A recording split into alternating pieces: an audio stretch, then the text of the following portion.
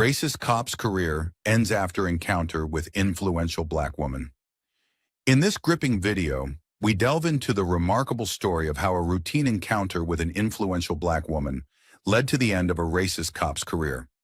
This incident serves as a stark reminder of the power individuals have to drive change and demand accountability within law enforcement.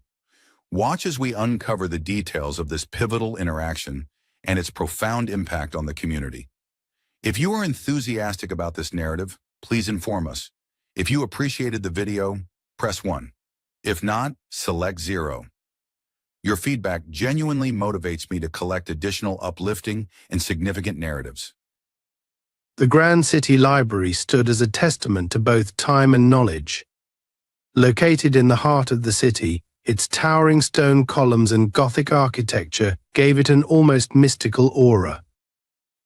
Though usually bustling with students, researchers, and curious visitors during the day, tonight the atmosphere was different. The library was eerily quiet, its usual crowd replaced by a select group of legal professionals who had gathered for a private, high-profile conference. The topic of the night: judicial reforms and how they could reshape the future of the legal system. Inside the dimly lit halls of the library, in a room deep within the archives, sat Amanda Jacobs, a woman of sharp intellect and undeniable charisma. She was no stranger to rooms like these. As a skilled attorney and the daughter of Judge Thomas Jacobs, one of the most influential legal minds in the country, Amanda was often surrounded by those who sought to reshape society through law. Tonight was no different. The room Amanda found herself in was not just any room, it was the restricted archive section of the library, accessible only to a few elite members of society. Rows upon rows of leather-bound legal manuscripts lined the walls, each containing the history of laws passed, repealed, and contested over centuries. The musty smell of old paper filled the air, adding to the solemnity of the evening. Muffled conversations could be heard from other parts of the library, where judges, attorneys, and legal scholars exchanged ideas and debated the finer points of justice. Amanda was seated at a large oak table in the center of the room, her hands resting lightly on a stack of documents. Her sharp eyes scanned the pages before her, occasionally flicking up to glance at the other attendees. She recognized a few of the faces from previous legal events, but most of them were older men, her father's contemporaries, powerful figures in the world of law. Amanda, though younger, had earned her place among them through her tenacity and talent. The meeting was running late, which was not uncommon for discussions of such magnitude. The conversation had already covered numerous topics: reforming sentencing guidelines, revising outdated legal practices, and tackling corruption within the system.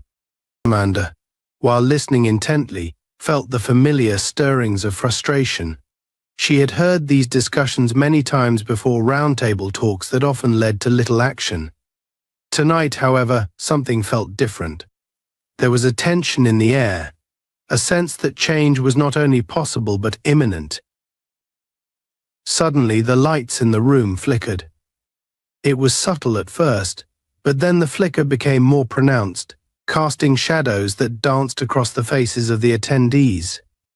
Amanda frowned slightly, glancing up at the dimming chandelier that hung above them.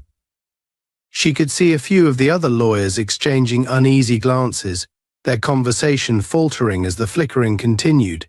The lights blinked a few more times before stabilizing, but the brief disruption had shifted the mood in the room. "Must be the old wiring in this place," one of the attendees, an elderly judge, muttered under his breath, trying to lighten the tension. But Amanda couldn't shake the feeling that something was wrong. The library, despite its age, was meticulously maintained, especially in areas where important events like this were held. A malfunction like this seemed out of place. As if in response to her thoughts, the fire alarm suddenly blared, the shrill sound echoing off the high ceilings. Everyone in the room jumped, startled by the sudden noise. For a moment there was confusion, as people looked at one another, unsure of what was happening. Amanda stood up quickly, her chair scraping against the marble floor. "Is this real?" one of the attorneys asked, his voice strained with disbelief. "A fire drill at this hour?" "It doesn't sound like a drill," Amanda replied, her voice calm but firm. She had been in enough situations to recognize the difference between a planned evacuation and a genuine emergency.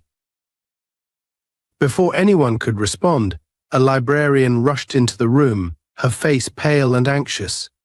"I'm sorry, but we need to evacuate the building immediately," she said, her voice slightly trembling. "There seems to be a malfunction in the security system, and we can't take any chances. Please follow the marked exits." The room erupted into motion as the lawyers and judges hurried to gather their belongings. Amanda remained composed, but her mind was racing. Something about this felt off. Malfunction or not, the timing of this incident during such a critical meeting was suspicious. As the group began filing out of the room, Amanda found herself lagging behind. She wasn't one to panic, and her instincts told her that there was more to this than a simple system failure. She quickly gathered her notes and documents, slipping them into her leather briefcase before making her way to the door. The library's corridors, usually quiet and serene, were now filled with the sounds of hurried footsteps and the incessant wail of the alarm. Following the directions of the library staff, Amanda and the others were led toward the main exit. However, as the group reached the large, ornate front doors, they found themselves greeted by locked gates. The security system had triggered an automatic lockdown, sealing the exits. Confusion turned to frustration as people began murmuring among themselves. "This is ridiculous," one of the judges grumbled. "Can't someone turn this damn alarm off?" "Looks like we'll have to wait until they sort it out," another added, clearly irritated by the inconvenience. But Amanda wasn't one to wait around. As the crowd became more restless, she discreetly slipped away from the group, her eyes scanning the walls for another way out. She knew the layout of the library well, having spent countless hours here as both a student and a professional. There was a service exit at the back of the building, reserved for staff and deliveries. It was rarely used, but in this situation it seemed like the best option. Navigating her way through the dimly lit corridors, Amanda moved quickly but quietly. The wailing alarm and flickering lights added to the surreal nature of the night, but she kept her focus. She reached the service exit without incident, pushing open the heavy metal door. The cool night air greeted her as she stepped outside into a narrow alley behind the library. The streetlights cast long shadows, and the faint sounds of the city in the distance contrasted sharply with the tense quiet of the alleyway.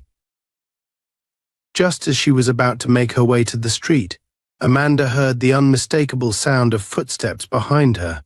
She turned quickly, her heart pounding in her chest, and saw a figure emerge from the shadows. It was Officer Mark Reynolds, a patrol cop who had been transferred to an administrative role after a series of misconduct allegations. He was not supposed to be here. Reynolds approached her with an unsettling look in his eyes, his hand resting on the holster of his gun. "What are you doing here?" he asked, his voice low and menacing. "This area's off limits." Amanda straightened her posture, meeting his gaze. "I'm leaving the library," she replied firmly. "There's a security malfunction, and we were told to evacuate." Reynolds didn't move. He studied her for a moment, his eyes narrowing. "You don't belong here," he muttered, taking a step closer. "What were you doing inside?" Amanda's pulse quickened, but she didn't waver. "I was attending a private conference. Now, if you'll excuse me, I need to get home." Reynolds blocked her path, his posture growing more aggressive. "I don't think so. You're coming with me." Officer Mark Reynolds stood in the alley, his stance aggressive, his face stern. The dim glow of the nearby streetlights cast long shadows on the damp ground beneath his feet, and his hand lingered near the grip of his holstered gun, as though he expected trouble. Amanda, still composed but acutely aware of the tense situation, knew this confrontation could escalate quickly if she didn't handle it carefully. "Officer, I've already explained," Amanda said in an even tone, trying to diffuse the tension. "There's been a malfunction with the library's security system. We were evacuated, and I'm simply trying to get home." Reynolds, however, was not listening. His eyes darted between Amanda's face and the leather briefcase she held in her hand, as though trying to piece together some imagined crime. There was a glint of suspicion in his eyes, but it went deeper than that. It was the kind of suspicion born not out of facts but out of prejudice. Amanda could feel it. She had experienced this before, but tonight, standing alone in the alley with this cop, the stakes felt much higher. "You think I'm stupid?" Reynolds growled, taking a step closer, his breath hot and sour in the cold night air. "I see what's going on here. Some high and mighty lawyer sneaking out of a closed library, carrying a briefcase like you've got something to hide. You're not fooling anyone." Amanda's heart began to race, but outwardly she remained calm. Her years of legal training had prepared her for hostile interactions, but this was different. This was not a courtroom, and Reynolds didn't seem to care about the law. He was on a power trip, and she knew she had to tread carefully. "I'm not sneaking out of anywhere," Officer Amanda replied, keeping her voice level. "I'm simply leaving as instructed. If you'll allow me to pass, I'd appreciate it." But Reynolds wasn't interested in letting her go. In his mind, he had already decided that Amanda was guilty of something. What exactly, he wasn't sure, but that didn't matter. His entire career had been built on making assumptions, and tonight he was eager to assert his authority, especially over someone who seemed to challenge it just by existing. "Let me see what's in the briefcase," he demanded suddenly, pointing at the case in her hand. Amanda hesitated. The briefcase contained sensitive legal documents from the meeting, confidential files that were not meant to be seen by anyone outside of the conference. She knew that showing him the contents could have serious implications, but refusing could make the situation worse. "These are legal documents," Amanda said, standing her ground. "I'm afraid I can't show them to you without proper cause. If you believe I've committed a crime, you can arrest me, but I won't hand over my briefcase without a warrant." Reynolds' eyes darkened. He wasn't used to people standing up to him, especially not in situations like this. The fact that Amanda knew her rights only made him angrier, as though her knowledge of the law was a direct challenge to his authority. "I don't need a warrant when I've got probable cause," Reynolds snapped, taking another step toward her. "And you're giving me plenty of reasons to be suspicious." Amanda felt her grip tighten on the handle of the briefcase. She knew how this worked. Cops like Reynolds thrived on intimidation, hoping to make people nervous enough to slip up, to give them an excuse to escalate. She wasn't about to fall into that trap. "Officer, if you believe you have probable cause, then you're welcome to arrest me," Amanda said, her voice steady but firm. "But if you lay a hand on me without justification, I will ensure that you face the consequences of your actions." For a moment there was silence. The tension between them was thick, and Amanda could feel her pulse pounding in her temples. She knew she was playing a dangerous game by challenging him, but she also knew that backing down would only embolden him. Reynolds' face twitched with barely contained rage. He was used to people complying, to using his badge as a weapon of intimidation. But here was this woman, standing firm in the face of his authority, daring to speak to him as though they were equals. "Don't you dare threaten me," Reynolds hissed, his voice low and menacing. "You think you can talk to me like that and just walk away?" and then, without warning, he grabbed her arm hard. The suddenness of the movement caught Amanda off guard. Pain shot through her arm as his fingers dug into her flesh, but she didn't flinch. She stood her ground, her breath quickening but her expression remaining stoic. The alley felt smaller now, the walls closing in as Reynolds tightened his grip. "Officer, let go of me," Amanda said, her voice sharper now, but still controlled. Reynolds didn't let go. Instead, he yanked her closer, his face inches from hers, his eyes wild with anger. "I'll decide when you get to leave," he snarled. "You're not going anywhere until I'm done with you." And then, before Amanda could react, he slapped her. The blow came fast and hard, the sound echoing through the narrow alley like a crack of thunder. Amanda's head snapped to the side, the sting spreading across her cheek. For a moment, time seemed to freeze. Amanda didn't move, didn't speak. The only sound was the distant hum of the city beyond the alleyway, indifferent to the violence that had just occurred. Reynolds, breathing heavily, took a step back.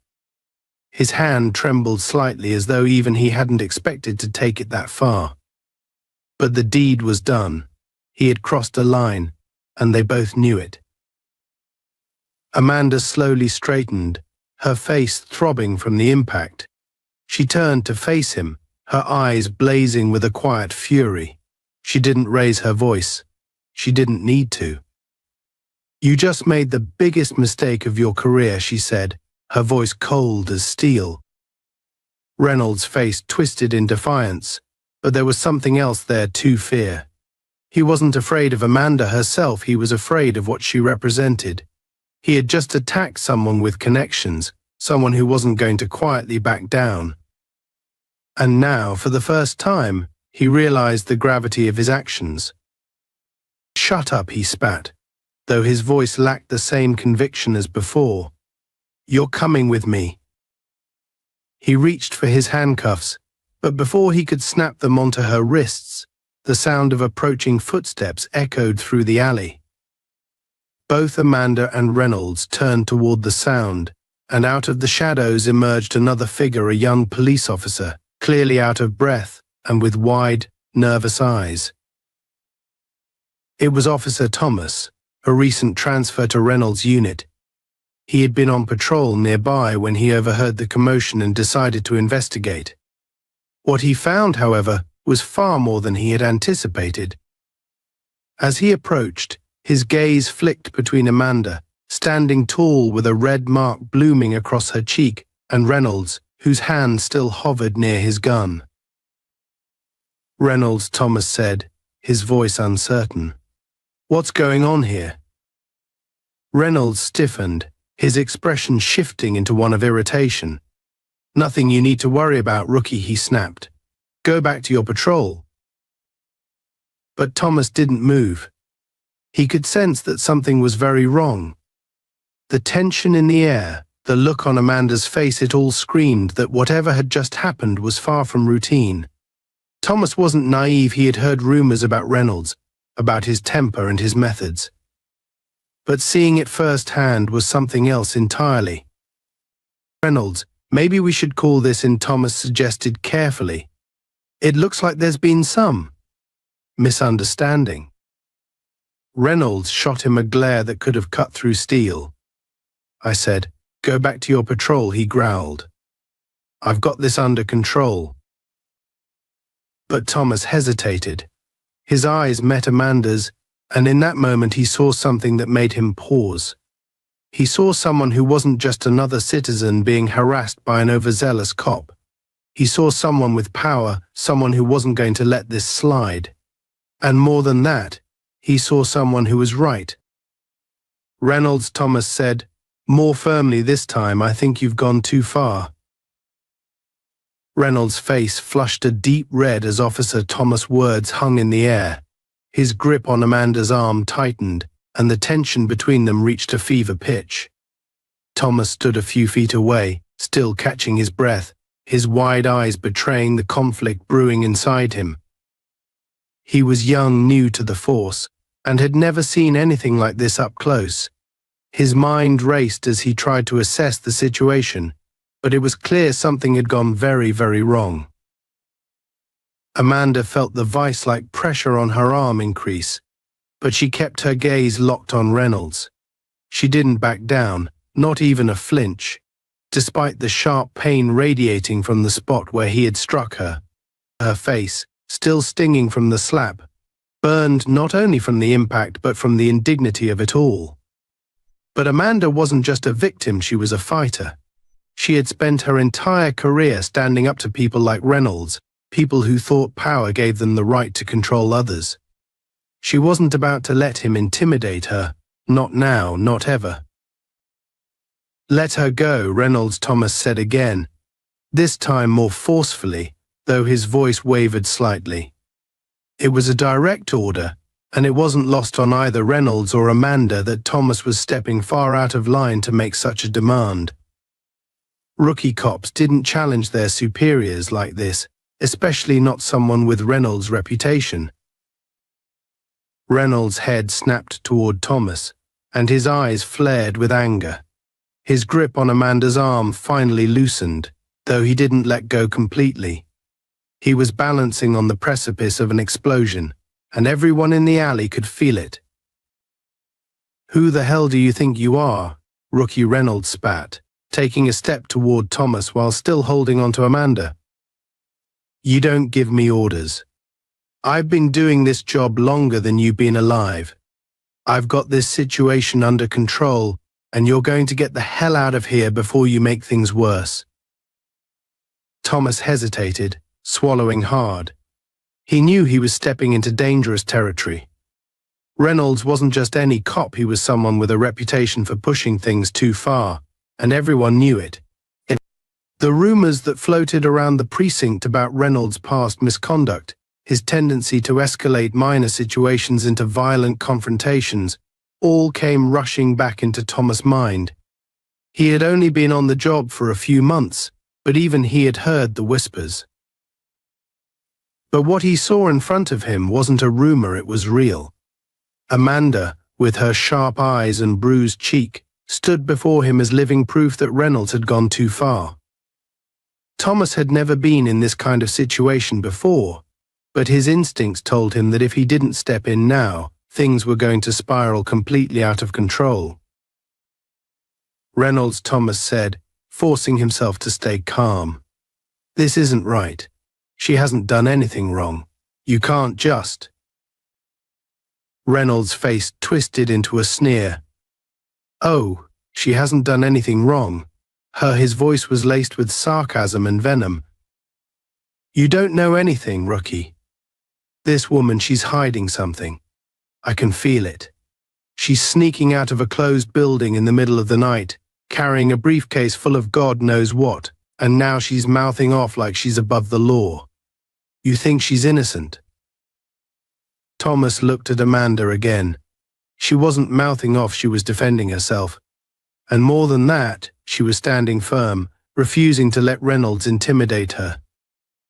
Thomas could see it in her eyes. She was someone who knew the law better than most, and she wasn't going to let someone like Reynolds abuse his power unchecked. "I don't think that gives you the right to hit her," Thomas replied, trying to keep his voice steady. Reynolds stiffened. His hand finally released Amanda's arm, and he took another menacing step toward Thomas, squaring up to the younger officer. He was bigger, stronger, and had years of experience under his belt, experience that had taught him to bend the rules and get away with it. He loomed over Thomas, his face inches away, his breath hot and sour. "You don't know what the hell you're talking about," Reynolds snarled. "You don't know how this works out here." "I do. This isn't some textbook scenario, kid. This is real life. And out here, people like her don't play by the rules." Amanda's eyes flashed with anger at Reynolds' words, but she remained silent. She could sense that this was about more than just her now. This was about a power struggle between the officers. She watched as Thomas took a step back, his face conflicted, but he didn't retreat completely. He was scared Amanda could see that, but he wasn't backing down entirely. "Reynolds, I'm not going to let this slide," Thomas said, his voice shaky but determined. "You've crossed the line." Reynolds chuckled darkly, his body tense with barely controlled rage. "You're really trying to play hero here, aren't you, rookie?" He shook his head, almost laughing at the absurdity of it. "You have no idea what you're getting yourself into." The silence that followed was thick and suffocating. The alley, illuminated only by the weak flicker of a distant streetlight, felt claustrophobic. The city seemed far away now, as if the world had narrowed down to just the three of them, Amanda, Reynolds and Thomas, locked in a standoff that was growing more dangerous by the second. And then, without warning, Reynolds' hand shot out. He grabbed Thomas by the collar of his uniform and shoved him hard against the brick wall of the alley. The impact was brutal, and Thomas let out a pained grunt as the back of his head collided with the stone. Amanda gasped, instinctively stepping forward, but Reynolds was faster. He turned on her, his eyes wild, and jabbed a finger in her direction. "Stay where you are," he barked. His voice echoed through the narrow alley, loud and commanding. Amanda froze, but her mind was racing. She had to find a way out of this situation, and fast. Reynolds was completely out of control now, and it was only a matter of time before things got even worse. She glanced toward the entrance of the alley, calculating the distance. She could try to run, but that would only escalate things further. No, she needed to stay calm, find a way to reason with Thomas, get him to call for backup. But Thomas, dazed from the blow, was still pinned against the wall by Reynolds' powerful grip. The rookie's face was pale, his eyes wide with shock and fear. He hadn't expected this. He hadn't expected Reynolds to turn on him like this. "Reynolds, stop!" Thomas gasped, his voice barely audible through the pain. This isn't right." But Reynolds wasn't listening. His grip on Thomas' collar tightened, and his other hand hovered dangerously close to his gun. "You think you can come in here and undermine me?" Rookie Reynolds hissed. "You don't get to tell me how to do my job. You don't get to question my authority." Thomas winced, trying to pull himself free, but Reynolds held him firmly in place. Amanda could see the panic rising in Thomas' eyes, the realization that he was completely at Reynolds' mercy. "Let him go, Reynolds," Amanda said, her voice low and controlled. She knew she had to be careful. One wrong word, and Reynolds could snap. "This has gone too far. You're making a mistake." Reynolds turned to her, his eyes flashing with fury. "You shut your mouth," he growled. "This is your fault. You think you can just walk out of here after everything that's happened? You're coming with me, and that's final." Amanda took a deep breath. She had to stay calm. She couldn't let his words get to her, no matter how hard it was. She knew she needed to keep the situation from spiraling even further. "Reynolds, listen to me," she said carefully, choosing her words with precision. "I know this has gotten out of hand, but you still have a chance to fix it. Let Officer Thomas go. Let me go. We can walk away from this before things get worse." For a brief moment, something flickered in Reynolds' eyes, something that looked like doubt. But it was quickly replaced by the same burning anger that had driven him all along. "You think I'm going to walk away from this?" he spat. "You think I'm just going to let you get away with whatever you're doing here?" Amanda clenched her fists. "I'm not getting away with anything. I haven't done anything wrong." But Reynolds wasn't listening. He was too far gone now, too consumed by the need to assert his dominance, to prove that he was still in control. He yanked Thomas forward, pulling the rookie off the wall and throwing him roughly to the ground. Thomas hit the pavement with a thud, groaning in pain. "Stay down," Rookie Reynolds snapped, standing over him. Maybe you'll learn something from this. Amanda's pulse quickened. This was it, things were about to reach a breaking point. She had to act, and she had to act now. Before she could make a move, however, the sound of approaching footsteps echoed down the alley. Amanda's heart skipped a beat. Backup. Someone had heard the commotion. Relief washed over her, but it was fleeting. The situation was still volatile, and Reynolds, in his rage, might do something reckless before help arrived. Two more figures appeared at the mouth of the alley, both officers from the same precinct as Reynolds and Thomas. They slowed as they approached, taking in the scene in front of them. Thomas, lying on the ground, clearly hurt. Amanda, standing frozen with a red mark on her cheek, and Reynolds, looming over them, his hand still hovering near his gun. Reynolds, one of the officers, called out cautiously, "What the hell's going on here?" Reynolds didn't turn to face them. His jaw clenched, his knuckles white as he balled his fists at his sides. He was teetering on the edge, and everyone could feel it. "This doesn't concern you," Reynolds said through gritted teeth. "I've got it under control." But the new arrivals didn't seem convinced. The officer who had spoken, a man in his late 30s named Harris, exchanged a look with his partner before stepping forward. "Doesn't look like you've got it under control," Harris said, his tone measured but firm. "Maybe you should step back." Reynolds' eyes narrowed. "Don't tell me how to do my job, Harris." Harris took another step forward, his gaze shifting briefly to Amanda. He could see the situation was bad, really bad, and he knew that if Reynolds wasn't stopped, things were only going to get worse. "Let's just calm down, all right," Harris said, trying to de-escalate. "We don't need to make this into something it doesn't have to be." Reynolds was shaking now, his rage barely contained.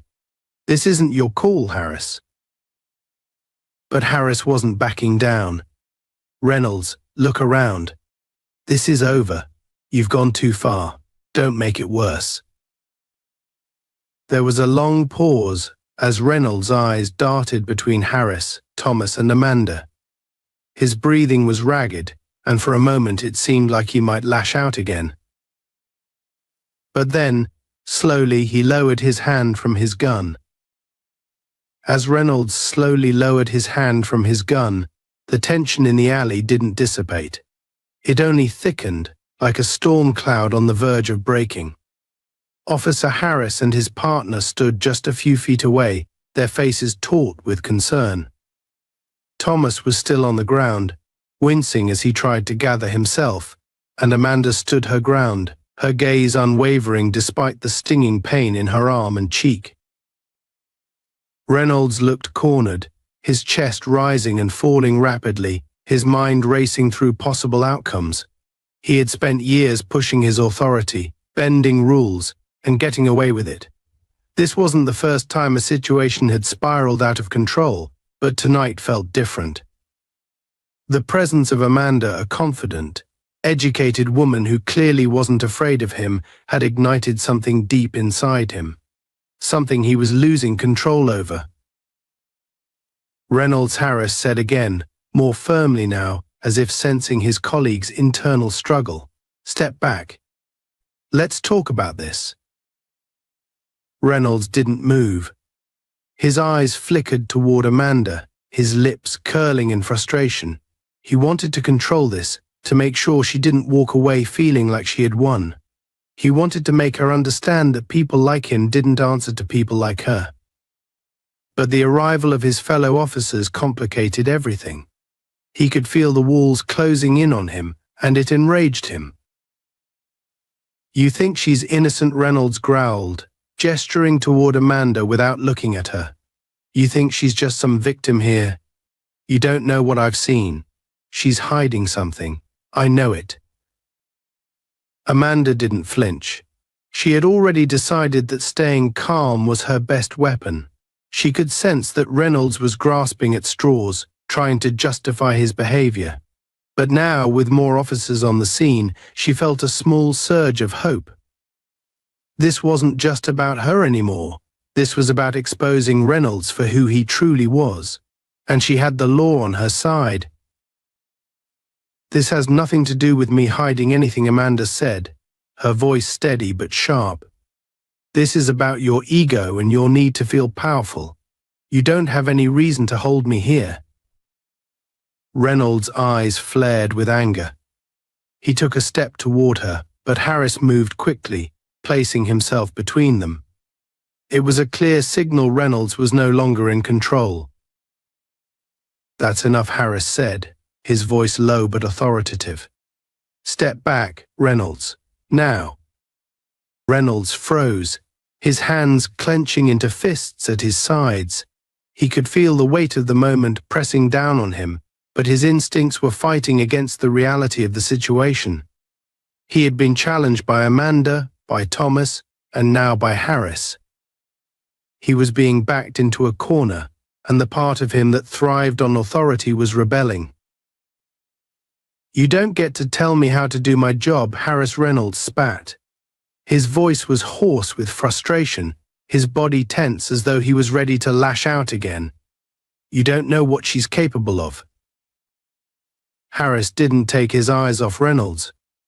"I know what's going on here," he said firmly. "And it's over. You're done." Reynolds sneered, but the fight was draining from him.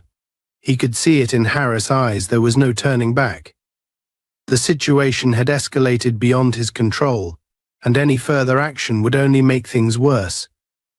Slowly, begrudgingly, Reynolds took a step back, his jaw tight with suppressed rage. As soon as Reynolds retreated, Amanda exhaled, the tension in her body slightly easing. Harris turned toward her, his expression a mixture of concern and professionalism. "Are you all right?" he asked, keeping a careful distance, as if aware that she had already endured enough aggression for one night. Amanda nodded, her hand instinctively rising to touch her cheek where Reynolds had struck her. "I'll be fine," she said, though her voice was tight. "But this isn't over." Harris glanced between her and Reynolds, clearly understanding what she meant. "We'll deal with this," he assured her, his tone softer now. "But I need you to stay calm and cooperate. We'll make sure this is handled properly." Amanda gave a slight nod, but inside she was far from calm. This was a fight she had no intention of backing down from. Reynolds had crossed a line, and she would see to it that he was held accountable. But her thoughts weren't just on him. The presence of the other officers meant there was more at play here. She had to figure out who was on her side and who might try to cover for Reynolds. Just then, Officer Thomas, who had been silent since being shoved to the ground, spoke up. His voice was strained, but his words were clear. "Reynolds isn't going to get away with this." Harris turned to him, and for the first time since the confrontation began, Amanda saw a flicker of uncertainty in Harris' expression. It was subtle, but it was there a moment of hesitation, as though Harris was weighing his options. It was the first indication that maybe, just maybe, Harris wasn't fully in control of the situation either. "What do you mean?" Thomas Harris asked, his tone careful. Thomas, still on the ground, winced as he sat up. His face was pale, and a thin trickle of blood ran from the back of his head where it had struck the wall. He looked up at Amanda, then at Harris, and finally at Reynolds, who was still seething a few feet away. "He's done this before," Thomas said, his voice barely above a whisper. "Maybe not exactly like this, but he's crossed the line more than once. We all know it." Harris' jaw tightened, but he didn't respond immediately. Amanda watched him closely, trying to gauge his reaction. She could tell that Thomas' words had struck a nerve, but Harris was clearly trying to maintain control of the situation. "This isn't the first time something like this has happened," "Is it?" Amanda said, her voice cutting through the silence. She wasn't asking, it was a statement. She could see the truth in their faces, in the way Harris and his partner exchanged uneasy glances. They knew. Harris looked away for a moment, then sighed heavily. "Look, we can deal with that later," he said, clearly uncomfortable with the direction the conversation was heading. "Right now, we need to focus on what happened tonight." But Amanda wasn't going to let it go. "What happened tonight is part of a bigger problem," she said, her voice hardening. "You think Reynolds is just going to stop? You think this is an isolated incident? He's been doing this for years, hasn't he?" Harris didn't answer, but the tension in his body told Amanda everything she needed to know. This wasn't just about one bad cop making a mistake. This was about a system that had allowed people like Reynolds to thrive, to abuse their power without consequence. And Harris, whether he liked it or not, was part of that system. "I can't just walk away from this," Amanda continued, her voice filled with conviction. "You might be able to look the other way, but I won't." Harris' expression darkened. "No one's asking you to walk away," he said, his voice clipped. "But if you're going to turn this into something bigger than it is, you need to be careful." Amanda narrowed her eyes. "Careful," she repeated, her voice sharp. "Is that a threat?" Harris shook his head quickly, but the tension between them was palpable. "No, of course not," he said, though his tone was defensive. "But I'm telling you, this is more complicated than you think." Amanda's gaze hardened. "No, it's not," she said. "It's exactly what I think it is. And if you don't deal with Reynolds now, it's only going to get worse." For a long moment, no one spoke. The silence was oppressive, weighed down by unspoken truths and unacknowledged guilt. Harris' partner shifted uneasily, clearly uncomfortable with the way things were unfolding. Thomas, still on the ground, looked between Amanda and Harris, as though trying to figure out what would happen next. Finally, Harris broke the silence. "All right," he said, his voice low and resigned. "Let's take this back to the station. We'll file a report, and we'll deal with it there." Amanda didn't move. She could sense that Harris was trying to control the situation, to diffuse the immediate tension without making any real promises. But she wasn't going to be pacified that easily. "You're not going to cover this up, are you?" Amanda asked, her voice direct. "Because if you are, I'll go public with this. I'll make sure everyone knows what happened here." Harris' jaw tightened again, and for a moment, Amanda thought he might lash out. But instead, he sighed heavily and nodded. "No one's covering anything up," he said, though there was a hint of frustration in his voice. "We'll do this by the book." Amanda held his gaze for a long moment, then nodded. "Fine," she said, "but I'll be watching." As the tension in the alley began to ease, Officer Thomas finally managed to stand. He was still pale, and the back of his head was sticky with blood, but he stood tall, his eyes fixed on Reynolds. There was something in Thomas' expression that Amanda hadn't seen before, something resolute. "Reynolds isn't the only one who's going to be held accountable," Thomas said, his voice quiet but firm. "There are others. This has been going on for too long." Amanda felt a flicker of hope. Maybe Thomas wasn't just another rookie cop caught up in a bad situation. Maybe he was the key to exposing something much bigger. She could see the determination in his eyes, the way he was no longer afraid to speak the truth. He had seen enough, and now he was ready to act. Harris glanced at Thomas, then at Reynolds, who had been silently stewing in the background. "Let's go," Harris said, his voice heavy with resignation. "We'll sort this out back at the station." As they began to make their way out of the alley, Amanda felt the weight of the night settle on her shoulders. This wasn't over, not by a long shot. But for the first time, she felt like she had allies. Thomas, and maybe even Harris, were starting to see what she had known all along: Reynolds was just the tip of the iceberg.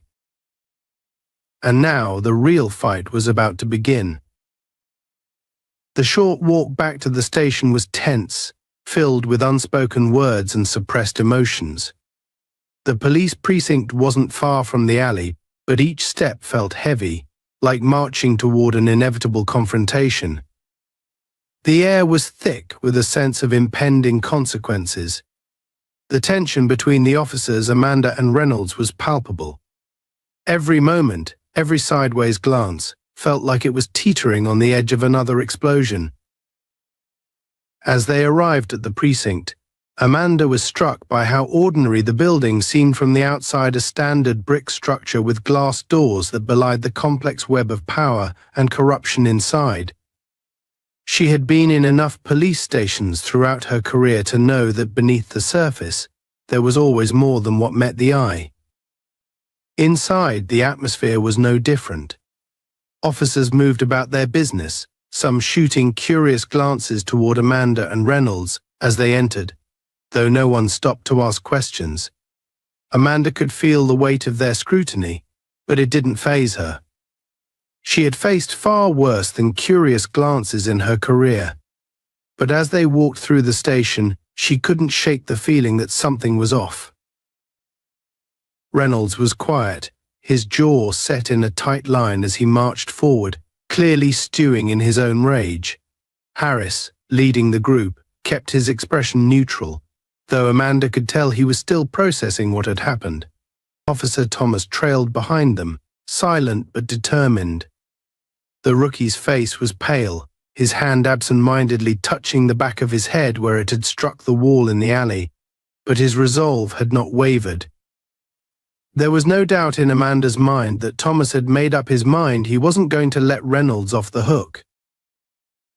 As they entered the precinct's back offices, Harris motioned for Amanda to follow him into a small, windowless room used for interviews. The fluorescent lights buzzed overhead, casting a cold, sterile glow over the room. A simple metal table with 2 chairs sat in the center. Amanda walked inside and took a seat, watching as Harris closed the door behind them. Reynolds and Thomas remained outside in the hallway.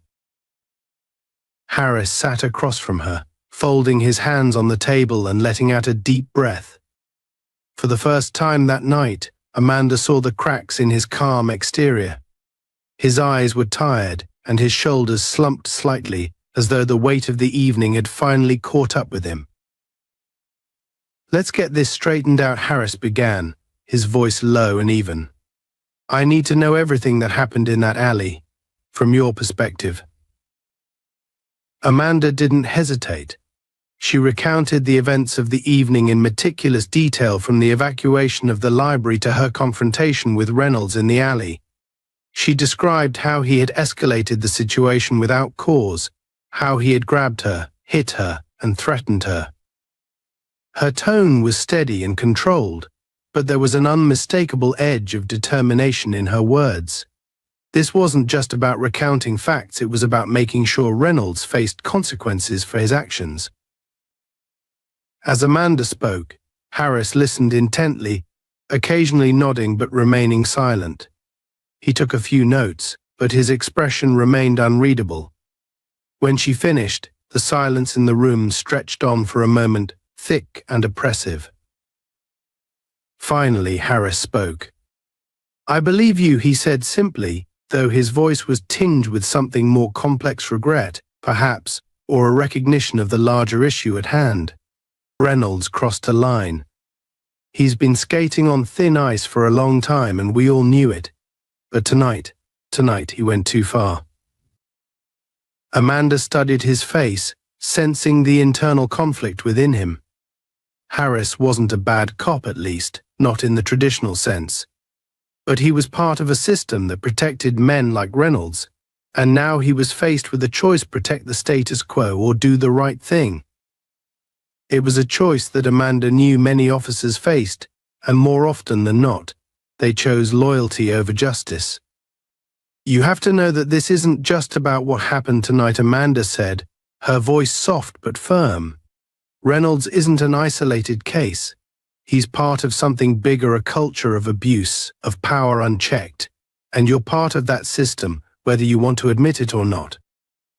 Harris' face darkened, but he didn't argue. He leaned back in his chair, rubbing his hands over his face as though trying to wipe away the exhaustion of the night. When he spoke again, his voice was quieter, almost resigned. "I've been on the force a long time," Harris said, his gaze distant. "Long enough to know that things aren't as black and white as you'd like to think. There's a lot of grey in this job, a lot of things that don't make sense unless you're in the thick of it. But you're right, Reynolds. He's been out of control for a while, and the truth is, we should have dealt with him a long time ago." Amanda felt a flicker of hope at his words, but she didn't let it show. "Then let's deal with him now," she said. "He assaulted me. He assaulted his own colleague. This isn't just about one bad night, it's about a pattern of behavior that's been ignored for too long." Harris didn't respond immediately. Instead, he glanced toward the door, where Reynolds and Thomas were waiting outside. The silence between them grew heavy, laden with unspoken truths and years of buried misconduct. Amanda knew that this was the moment of reckoning, not just for Reynolds, but for Harris as well. "You're right," Harris said finally, his voice heavy with resignation. "But it's not as simple as you think. There are complications." Amanda's eyes narrowed. "Complications?" Harris leaned forward, lowering his voice. "Reynolds isn't the only one involved in this. There are others, officers, higher-ups who've covered for him. If we take him down, it's going to expose a lot of people who've been part of this department for a long time." Amanda's pulse quickened.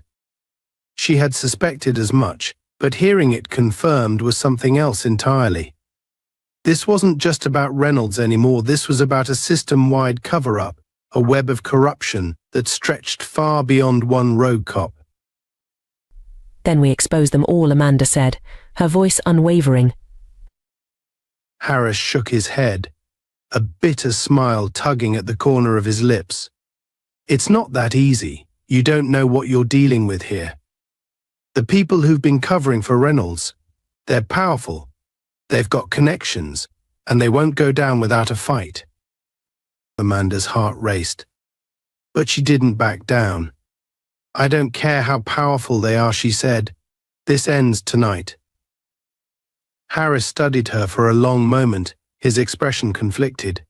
Finally, he sighed, pushing back his chair and standing up. "All right," he said, his voice resigned. "But I hope you're ready for what's coming next." As Harris walked toward the door, Amanda felt a chill run down her spine. She had known from the beginning that this fight wouldn't be easy, but now, with the full weight of the corruption within the department looming before her, the stakes felt higher than ever. The door creaked open, and Reynolds and Thomas stood just outside, waiting. Reynolds' face was still twisted with anger, but there was something else in his eyes now, fear. He knew, just as Amanda did, that his time was running out. But there was still a dangerous edge to him, a sense that he wasn't going to go down quietly. "We're taking you into custody," Harris said, his voice flat as he addressed Reynolds. "You'll be booked for assault and misconduct. We'll sort out the rest later." Reynolds' face darkened, but he didn't resist.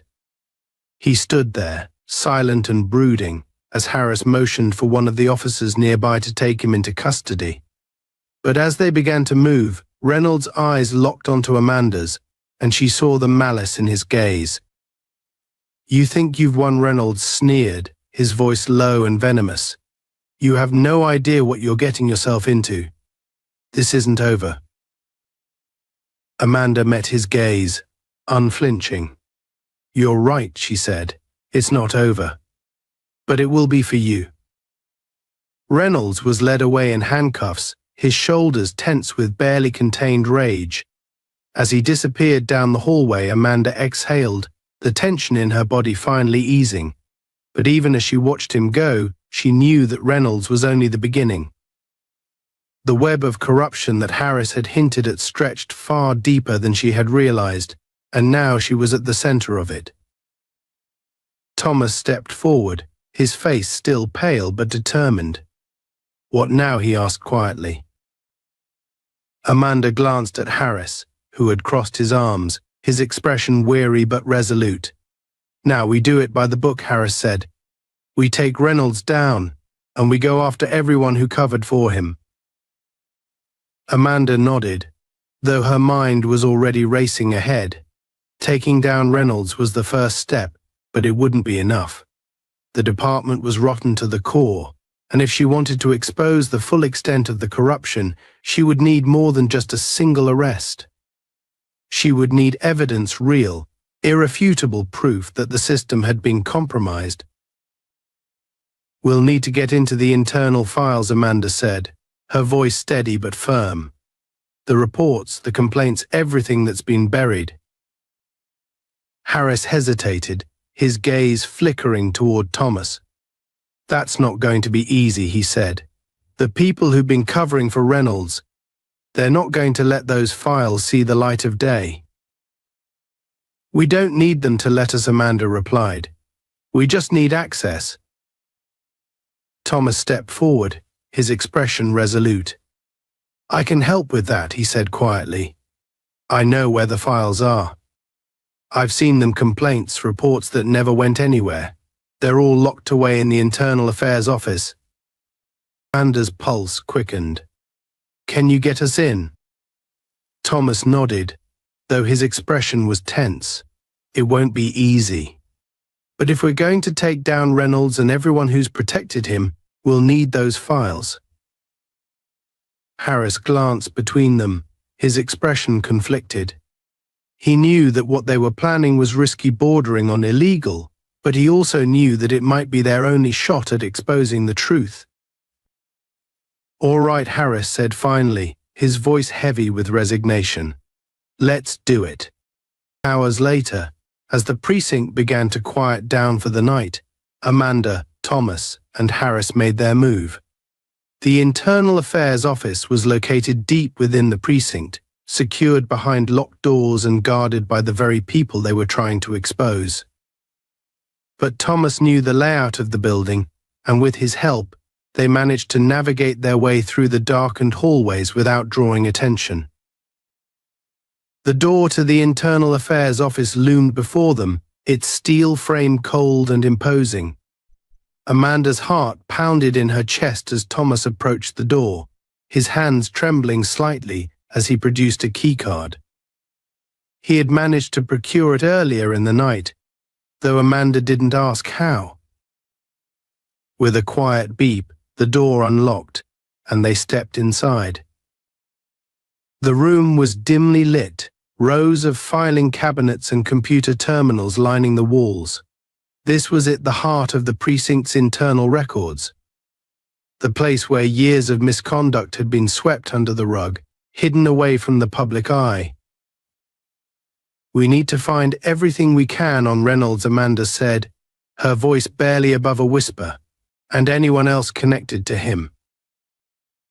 Thomas nodded, moving quickly to one of the computer terminals and typing in a series of commands. Harris stood by the door, keeping watch, his expression tense. Amanda's eyes scanned the room, her mind racing with the possibilities. If they could find the right files, they could blow this whole thing wide open. Minutes ticked by in silence as Thomas worked, his fingers flying over the keyboard. The room was thick with anticipation, every second stretching out as they waited for the system to yield its secrets. And then, finally, Thomas stopped typing. His eyes widened as he stared at the screen, a mixture of shock and disbelief crossing his face. "What is it?" Amanda asked, stepping forward. Thomas hesitated, his voice barely audible as he spoke. "It's worse than we thought." The room was still, save for the soft hum of the computer and the quiet breathing of Amanda, Thomas and Harris. The tension was palpable, the air thick with the weight of what they were about to uncover. Amanda leaned over Thomas' shoulder as he scrolled through the files, her pulse racing with a mix of anticipation and dread. She could already tell from Thomas' expression that what they were looking at was beyond what any of them had expected. "It's all here," Thomas whispered, his voice barely audible. Years of complaints against Reynolds, against other officers. Internal investigations that were shut down, evidence buried, witnesses intimidated. This isn't just a few bad cops. This is the whole department. Amanda's stomach tightened. She had suspected as much, but seeing the evidence in front of her, the digital records of cover-ups, of misconduct brushed under the rug, was chilling. The breadth of the corruption was staggering, and it was clear now that Reynolds had been only a small part of a much larger machine. A machine designed to protect itself at all costs. Harris, standing near the door, ran a hand through his hair, his face ashen. He had known about Reynolds, about the rumors, but this was something far more dangerous. He could feel the walls closing in, the pressure mounting with every passing second. "We have to take this public," Amanda said, her voice firm but quiet. "All of it. This is our chance to expose the entire network." Thomas looked up from the screen, his eyes filled with fear and uncertainty. "You don't understand, Amanda. If we try to go public with this, we'll be putting targets on our backs. These people, they won't just sit back and let this come out. They'll come after us." "I know the risks," Amanda replied, her voice steady. "But if we don't do something, this will keep happening. Reynolds might be going down, but the rest of them will stay in power, keep doing what they've been doing for years. We can't let that happen." Harris, still by the door, looked conflicted. He had been part of this system for years, had worked alongside many of the people now implicated in the files. He had always prided himself on doing his job the right way, on being one of the good cops. But now he was forced to confront the ugly truth that he had been complicit in a system that was rotting from the inside out. "There's no going back if we do this," Harris said, his voice low. "You need to understand that. If we blow the whistle, it's going to get ugly. And I'm not just talking about the department. These guys have connections, politicians, businessmen, people with real power. If we expose them, we're taking on more than just the police force." Amanda met his gaze, her own filled with determination. "Then we take them all down," she said, "no matter how high up it goes." Harris was silent for a long moment. The gravity of what they were about to do weighed heavily on him, and for the first time in his career, he felt truly afraid. But he also knew Amanda was right. They couldn't turn back now, not after what they had seen. "All right," he said finally, his voice resigned but resolute. "Let's do it."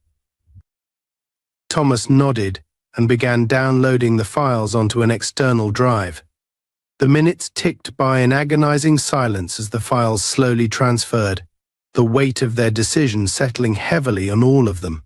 Each of them knew that the moment they left that room, there would be no going back. They would be marked as enemies of the system, as traitors to the very people they had once called colleagues. Just as the last file was copied, the sound of footsteps echoed down the hallway outside the door. Amanda's heart skipped a beat, and she glanced at Harris, who immediately tensed. "Someone's coming," he whispered, his voice taut with urgency. Thomas quickly ejected the drive and slipped it into his pocket, just as the door to the room burst open. Two officers stood in the doorway, their eyes narrowing as they took in the scene, the computer still logged into the internal files, Amanda, Thomas, and Harris huddled around it. "What the hell's going on in here?" one of the officers barked, his hand instinctively moving toward his gun. Harris stepped forward, his posture tense but controlled. "It's over," he said quietly. "Reynolds is in custody. We're bringing all of this out in the open."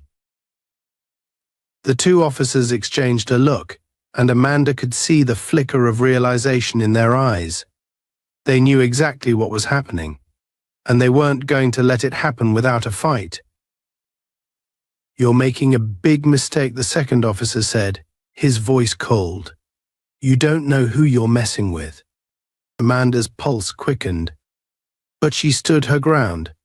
"We know exactly who we're messing with," she said, her voice sharp, "and we're not going to let you keep getting away with it."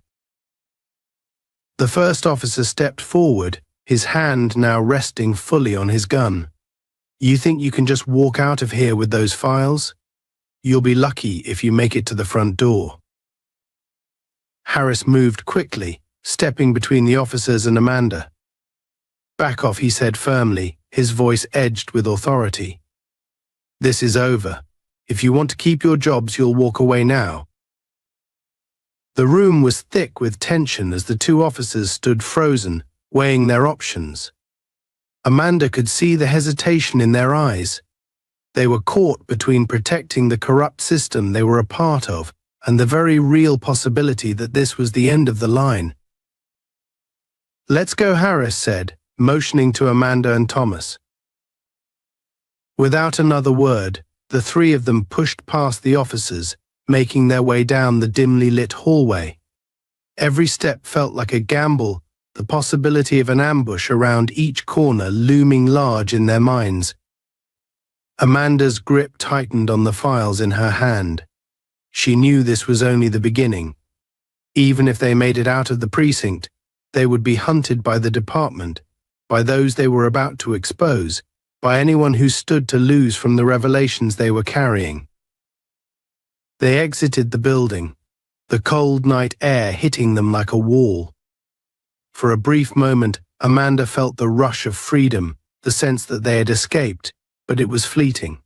She knew the hardest part was yet to come.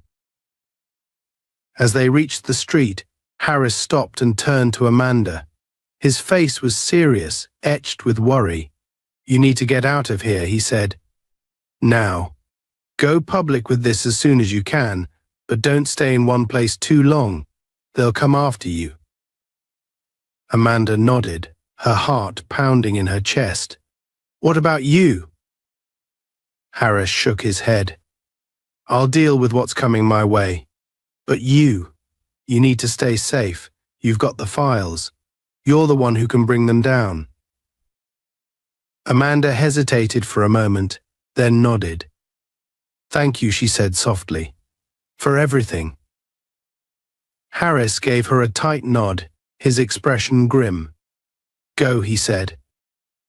With that, Amanda and Thomas hurried down the street, the weight of the files heavy in their hands. As they rounded the corner, Amanda glanced back at the precinct, at Harris standing alone in the glow of the streetlights. She knew that he had just made the biggest sacrifice of his career, maybe even his life. But they had the files. They had the truth. And now, it was up to them to make sure it saw the light of day.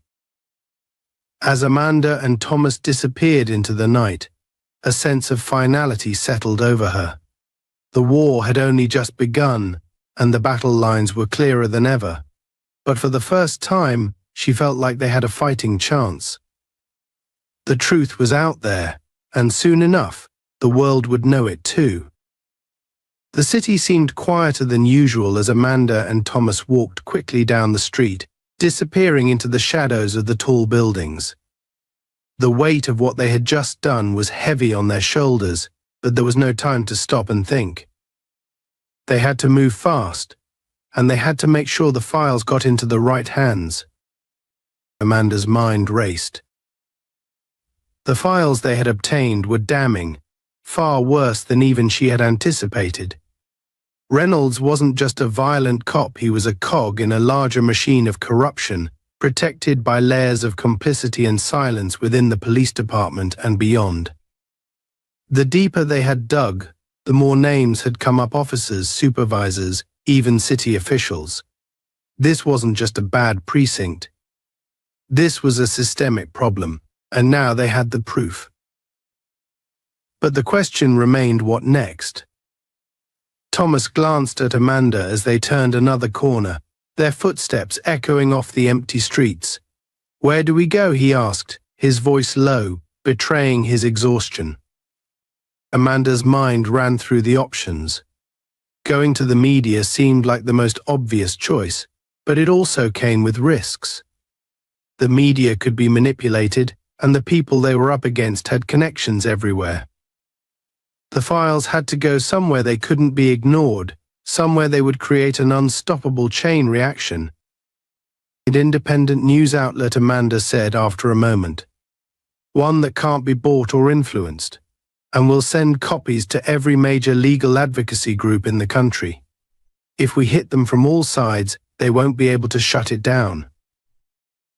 Thomas nodded, but the tension in his face didn't ease.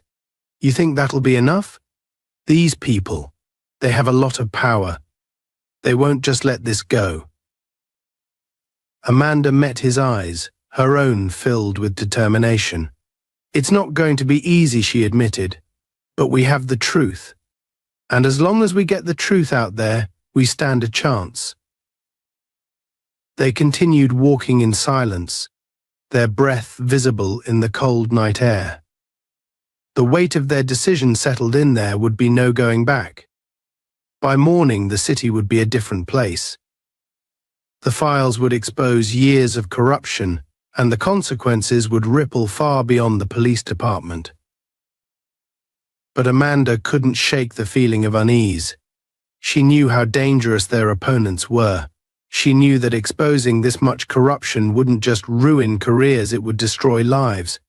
And people like Reynolds, like the ones protecting him, wouldn't hesitate to strike back. As they approached a small, independent media office located in an older part of the city, Amanda felt her phone vibrate in her pocket. She pulled it out, her heart skipping a beat when she saw the number. It was Harris. She answered quickly. "Harris." His voice was strained, and there was static on the line. "Amanda, you need to hurry." "What's happening?" she asked, her pulse quickening. "They know," Harris said, his voice barely audible over the noise in the background. "They know what we did. Someone tipped them off. I don't know how long we have before they come for you, but you need to get the files out now." Amanda's stomach dropped. "What about you?" There was a long pause, and then Harris spoke again, his voice quiet. "Don't worry about me. Just do what you need to do." Before Amanda could respond, the line went dead. She stood frozen for a moment, the weight of Harris' words sinking in. He had stayed behind to buy them time, to take the heat off of them, knowing full well the danger he was in. "We have to move," Amanda said, turning to Thomas, her voice urgent. "They're coming for us. We don't have much time." They entered the media office, greeted by the flickering fluorescent lights and the sound of an old printer humming in the corner. The office was small, cluttered with papers and outdated equipment, but it was exactly what they needed off the radar, a place where the files could be uploaded and disseminated before anyone could stop them. The journalist they had contacted, a sharp-eyed woman in her mid-40s named Laura, greeted them with a cautious smile. "You've got the files?" she asked, already typing furiously on her computer. Amanda nodded and handed over the USB drive. "This is it. Everything you need to blow this thing wide open. You need to get it out there, and fast." Laura didn't ask any questions. She plugged in the drive and began uploading the files to secure servers, her fingers flying over the keyboard. Amanda and Thomas stood by, the tension in the room palpable. Every second felt like a countdown, like they were racing against an invisible clock. "Once this goes live," Laura said, her voice steady, "there's no stopping it. We're talking about hundreds of people implicated. The city won't be able to ignore this. good, Amanda said, though her chest was tight with anxiety. This was it, the moment they had been building toward all night.